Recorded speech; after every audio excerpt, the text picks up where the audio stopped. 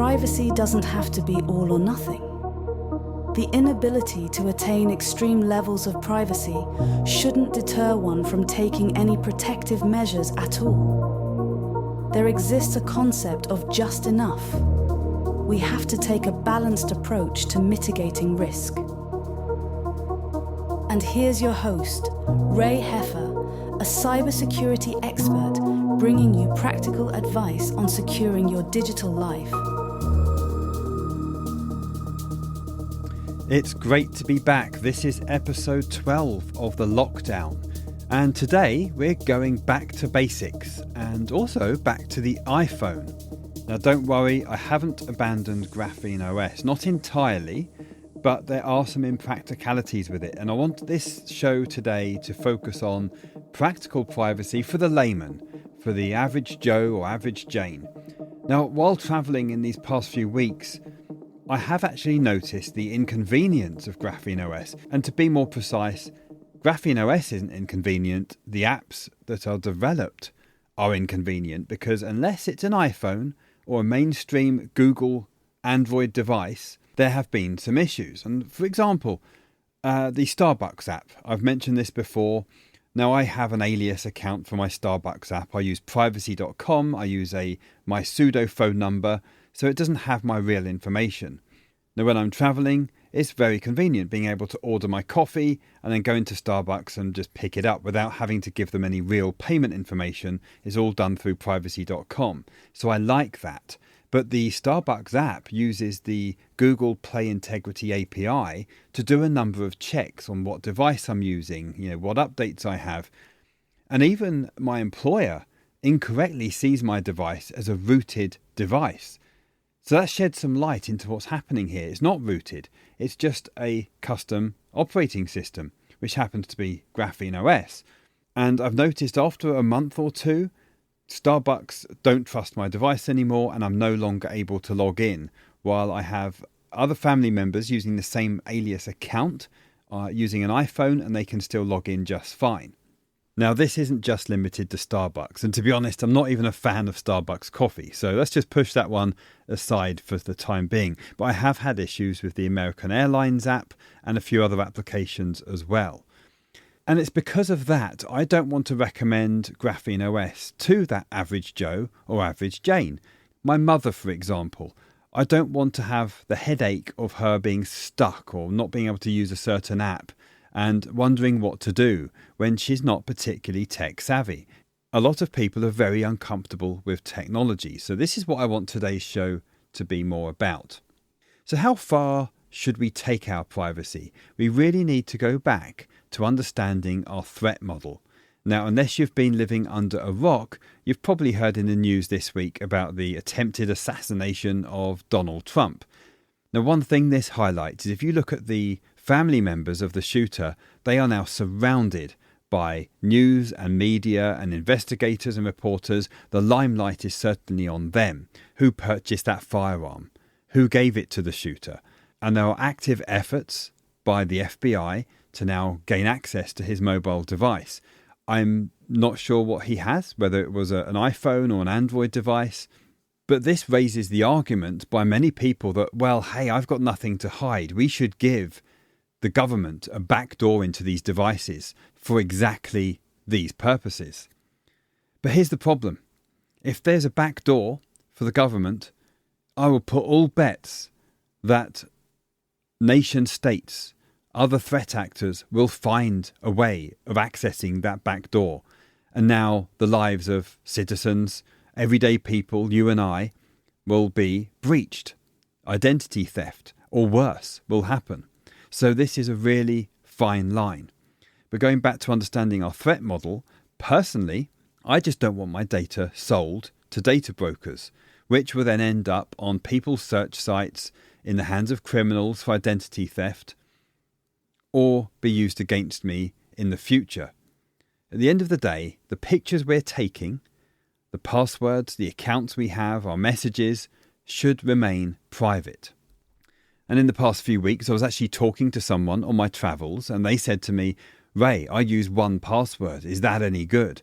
I said, yes, that's fantastic. Just make sure you have a unique password for your banking, any other important sites, PayPal, cryptocurrency accounts. And I talked about password spraying. Now, this is a technique where I obtain a password, perhaps from a data breach, let's say your local library, and you have an account and there's a data breach and I get your password for that account. Now, someone targeting you may try that under your email. They may try that for your banking, PayPal, crypto accounts, social media, and the list goes on. That's why they use the term password spraying, to keep trying that password they found in a breach on all your other accounts and see if you use that same password. Now, for the less technical among you, or perhaps your relatives, and there are people out there that I speak to that are even uncomfortable using a password manager, I've just said, look, just use a unique password for your bank, for these important accounts, and just write it down in a book and store it at home. Now, this may seem like terrible security advice, but what is the risk of someone breaking into your home, looking for a notepad and finding passwords that are written down and then trying to access those? I say it's very low. If that's your threat, that you actually have someone wanting to break into your home, then you've got to look at the physical security of your devices and encryption. And at that level, you're going to be using a password manager anyway. Now, when we're talking about Auntie Annie at home, the average Joe, it's better for them to write the password down than just use the same password on all of the sites that they access. Now, I would also recommend that unique password is at least 22 characters long. 32, even better. 64 is even better than that, but obviously we're dealing with the average Joe here. So what my advice is to use a combination of uppercase, lowercase, numbers, special characters. And this is where password phrases, such as a series of words with numbers in there, can be good. We want to mitigate against dictionary attacks and brute force, so at least 22 characters is going to significantly reduce the chances of that happening, but having that uniqueness prevents them from the password spraying attack. Now, whether it's one password, Bitwarden, KeePass, use something is better than having the same password, but my recommendation for the average Joe is Bitwarden or 1Password. Now, 1Password is more expensive. I think it's a fantastic product. They have security audits, and I'm going to provide some links in the show notes to that, as well as Bitwarden. They have security audits as well. Yes, it's cloud-based, but it's a service that I would personally trust. For the more enthusiastic privacy individuals, such as myself, I'm going to want to self-host as much as possible, which is why I'm a huge fan of KeePass XC and KeePass DX on Android. Now, if you're using KeePass and you have an iPhone, I've said this before, but I'm going to remind you again, Strongbox is my recommendation. I think it's a fantastic app. The way I have mine set up is it uses WebDAV on Nextcloud. So there's a URL, and I'll put that URL in the show notes if you want to get set up. If you have Nextcloud, there's a WebDAV link that points to my password database. So when I'm at home on Wi-Fi, I don't have this accessible over the internet. When I'm at my home Wi-Fi, it syncs the password database. When I'm traveling, it uses an offline cached version of that. Now, regardless of which password manager application you use, if you have this on your mobile device, whether that's an iPhone or an Android device, and you're going to enable biometric authentication, you're going to introduce some risk here. Now, first off, your master password should be very long and complex. I know some people that prefer to type that in every time. I would just say be very careful what cameras are watching you. Cameras are very high resolution now, 4K, even 6K cameras. They will easily see what you're typing. So biometric access can be a good thing. I'm dubious over Face ID. I actually prefer fingerprints. But again, if you're sleeping, someone could put your fingerprint on the device and access the password database. So I strongly recommend having a second layer of authentication, which is a PIN number. Now, I'd recommend at least 6 or even 8 numbers in that PIN number, as well as the biometric, so you're protecting access that way. And Strongbox, KeePass DX, they all support this. Focusing back on the average Joe, what else would I advise? I would actually advise they use a unique email address and a unique phone number for their banking. Now, I was watching TV in my hotel room very recently, and I was actually surprised of the number of commercials, which I don't usually see at home because I don't really watch TV. But there was a LifeLock commercial with my good friend Brian, who was featured on there. And he was talking about how a social security number can be reconstructed depending on the state where you live. And I think that's changed now. Older individuals could still be subject to that. But the stuff he was saying is certainly very true. One thing, though, that this commercial failed to even highlight was just do a credit freeze. Please, if you haven't done it already, do a credit freeze across all three agencies. So it's Experian, Equifax and TransUnion. I nearly forgot it then. Do that credit freeze, and that's at least going to stop someone from taking out a loan in your name if that credit is frozen. But the other area is the elderly individuals that were featured in this commercial had significant amounts of money stolen from their bank accounts. And I think a lot of this could be prevented not only with a credit freeze, but having a unique email address and phone number. It's very easy and very trivial these days to use social engineering to trick the cell phone provider into doing a SIM swap. So this SIM swap attack is basically using social engineering. I'll pretend I'm you. I say I've lost my phone and convincing them to swap that phone number onto another SIM card. Once I have that, I can do a recovery on your email by using SMS to recover access to Gmail, for example. I get that code, I can recover the account. Once I have email and the phone, I can typically recover access into a bank account. So I can say I forgot the password. It's going to do some checks by sending a text message and an email, and I'm in. Now, if you have a unique phone number that you only use for banking, or perhaps your cryptocurrency accounts, that phone number isn't going to be known by anybody. It's only known by you, which is why I recommend MySudo for that purpose. Now, for the average Joe, a great next step is using a separate email address as well. Now, Proton Mail is free. They don't need to have a paid account. You can go to proton.me, create a free account. They get one email address and just use that for those important accounts. Again, protect it with two-factor authentication. Don't use it to sign up for the local library or coffee shop. You just use this for the important accounts, whether it's crypto or banking or what have you. Going back to writing passwords down in a book and having a unique email and phone number and so on, this might seem like a headache to a lot of you. You know, I heavily rely on my KeePass password manager for a lot of these things. But remember, Auntie Annie, my grandmother, they're not going to have hundreds of online accounts. They'll probably only have one or two anyway. So writing the password down is, as I said, better than having the same thing.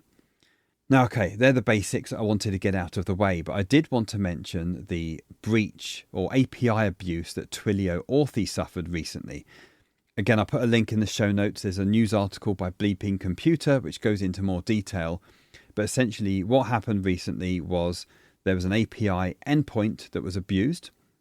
And by feeding a massive list of generated phone numbers to this API, they could check whether the phone number was valid or not, which essentially gave them a list of, I think, 33 million phone numbers that had Twilio Authy accounts. Now, if you use your creativity here, if you have a phone number and you can do a SIM swap attack, back to that again, you could access the Authy account and potentially all of the two-factor authentication codes of that user. Now, I downloaded this breach. It was a CSV file. And interestingly, the phone number that I had used was not listed. Now, I use a MySudo number. It was unique just for Twilio Authy and nothing else. Maybe that had something to do with it, but it was not listed in the CSV file, which I found quite interesting. Now, I wasn't predicting the future, but back in episode 10, I did provide an alternative to Authy and other authenticator apps and suggested to use KeePass. This won't apply so much to the average Joe, but back to you and me, the privacy enthusiast. I want to self-host as much as possible. I don't want to rely on third-party services. Regardless of whether there's a breach or not, they could just have an outage, which would cause me an inconvenience. By self-hosting my KeePass database for my passwords As I mentioned before, whether it's using Strongbox on an iPhone or KeePass DX on Android, I have full control over that. Now, as I mentioned in episode 10, I recommend creating a separate database for your 2FA codes. I would use a separate password for that database. And again, if you're using the convenience of biometric on Android with a fingerprint or Face ID on iPhone, I strongly recommend adding an additional PIN to access that, just so someone can't pick up your phone and access your 2FA codes. But this actually, I think, is more convenient than Authy, Google Authenticator, and all the other authenticator apps out there, just because you can have your password manager with KeePass on your PC, your Mac, your iPhone, your Android. I wouldn't go crazy. I would limit the devices this is available on, but make sure that's separate from your primary password database. So you can create a second database for that. Now, I have had some listeners write in, certainly since episode 10, and say they don't like Authy just because you have to have an account. They have your phone number, they have an email address, and they could tie your identity to your accounts. Now, certainly if you have your email, for example, with your email address as the account ID, they would technically know who you are, because if your email address is in there, they could know who you are. I agree with that, but I think the risk is quite low. I don't think Twilio are doing that. Maybe I'm wrong. I don't think they are. When I had a Twilio account, and I've actually fully migrated from them now, but the number I used, as I mentioned, was my pseudo number. The email was an alias email. It didn't come back to me at all. Sure, some of the 2FA codes that were generated in there could tie back to my name. The risk and any threat coming from that was quite low in my mind. But again, this is why I'd strongly recommend using a KeePass database for your 2FA codes. I think it's a far superior option. You don't have to rely on the cloud. But you do have to have something like Nextcloud running at home to facilitate the syncing of these databases among your devices, and also making sure you have a backup of those databases. I think I could dedicate an entire episode and probably a blog post to backups, but just as a very high level, I actually run some Linux virtual machines. They run Ubuntu. They're encrypted with Lux disk encryption. I actually do local encryption using Restic, and then it uses Backblaze B2 to send those encrypted backups to the cloud. So, yeah, I'm using cloud backups, but it's encrypted before it even leaves my home. All right, now the iPhone. This is an interesting one. I've been using Graphene OS for 2 years, and as I mentioned at the beginning of the show, it's not always suitable, especially when traveling and you need certain apps to work. As I said, I've had issues with Starbucks, American Airlines, and a few other applications as well. Issues are rare, don't get me wrong, and I love Graphene OS, but if you are using an iPhone or you just want to have the better device, and I'll be honest, the iPhone hardware, especially the new iPhone 15, the camera is amazing, it's an excellent device, so I don't blame you if you want to stick with that. However, there are a number of settings, there's quite a few, and I'll list them all shortly, which I would set to make it a bit more secure and more private.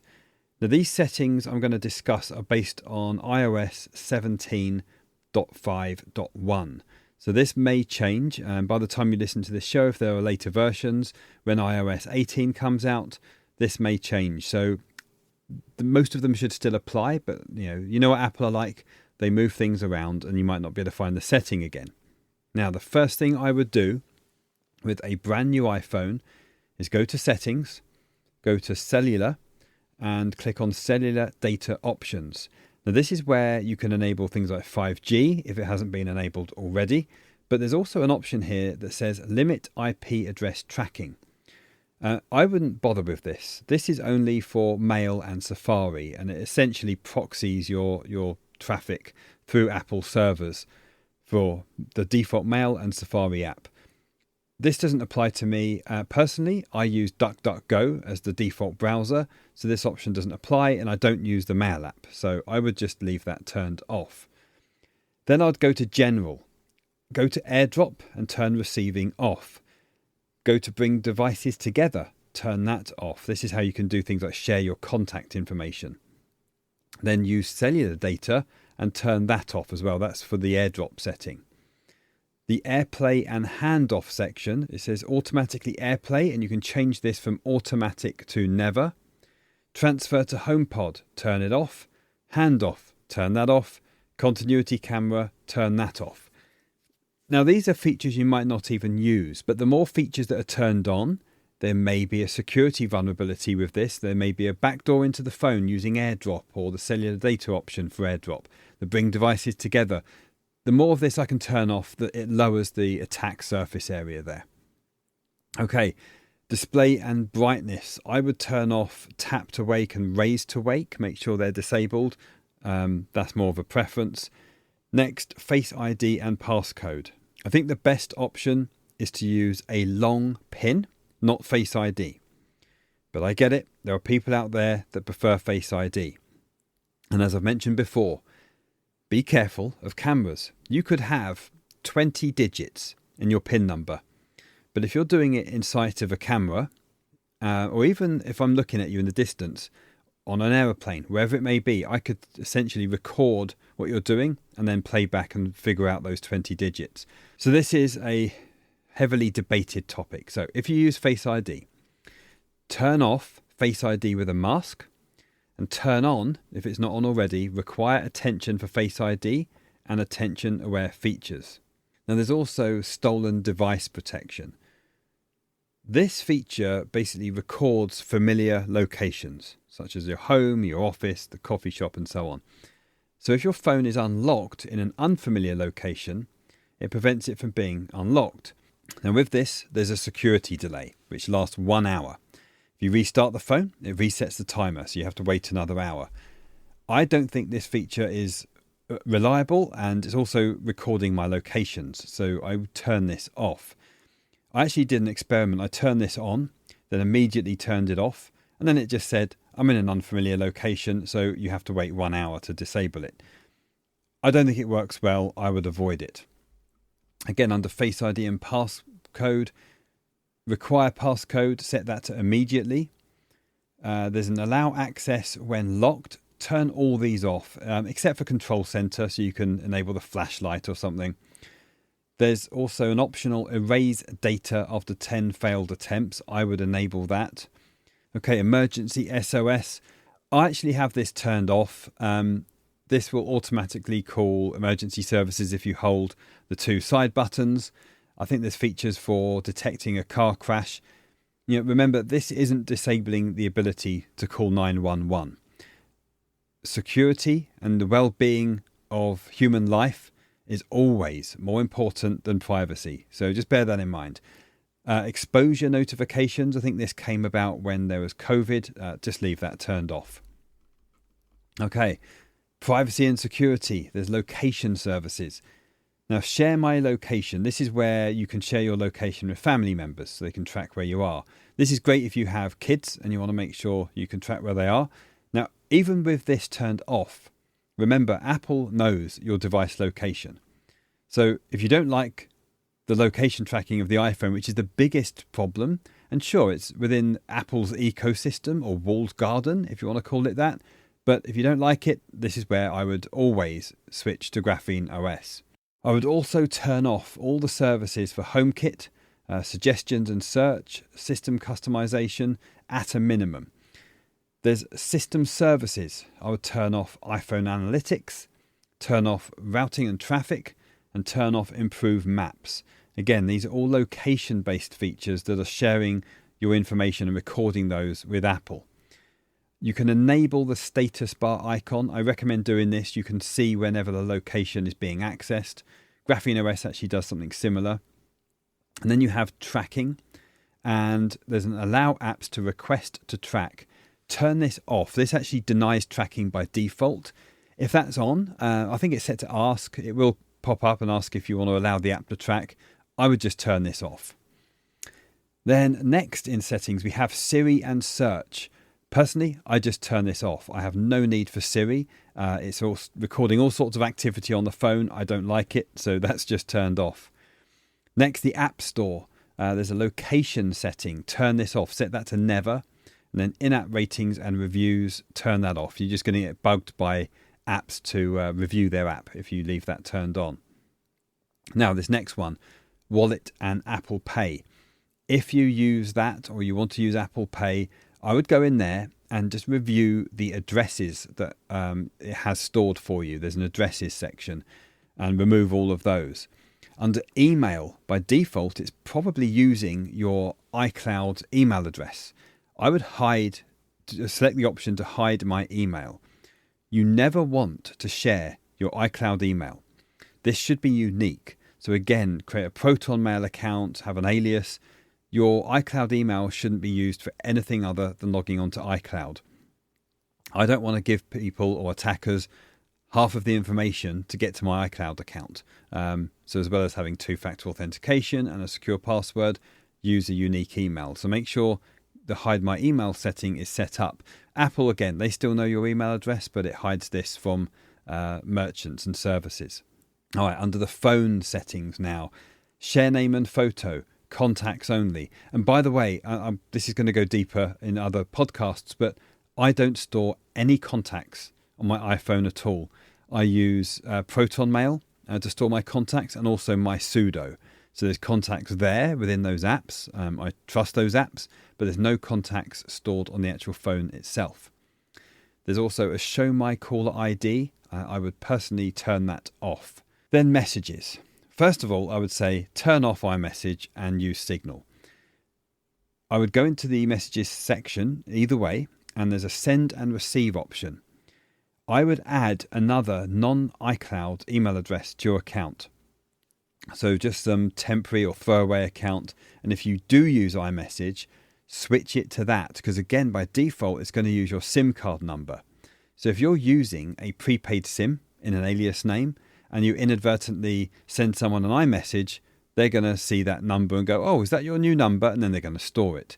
So this is why I would just recommend turning off iMessage altogether. But if you do leave it on, go into send and receive and change it to some generic email that you don't mind sharing with people.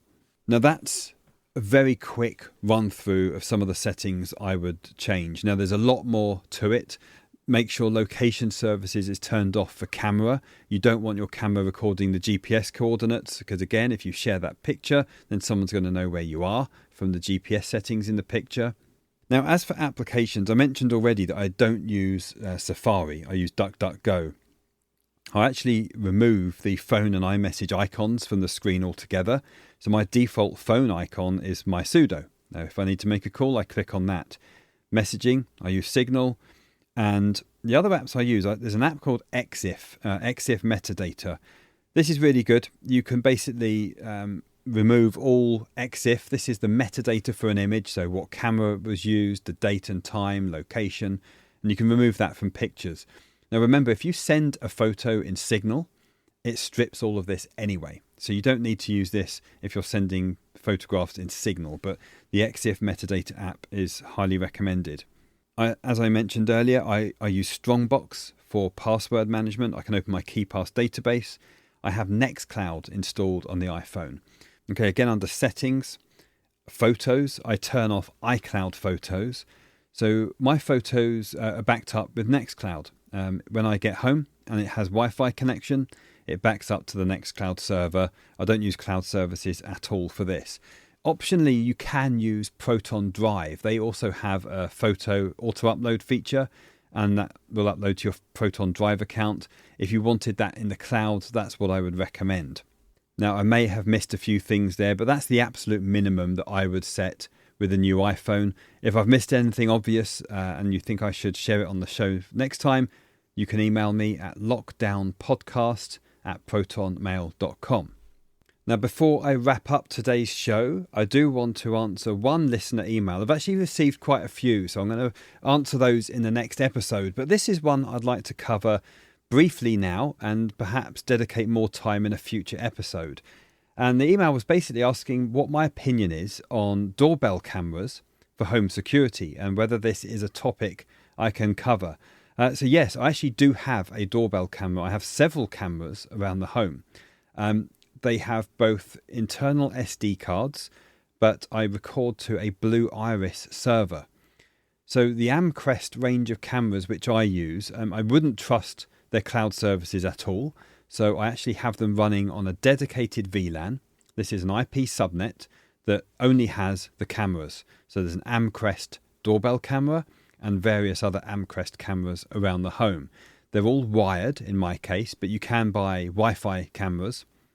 Because I don't allow any internet access, they basically record to my Blue Iris server. I pay for a license for Blue Iris. I think it's relatively inexpensive. I can't remember how much, but it's an annual fee for that. I think it's the best option that we have right now.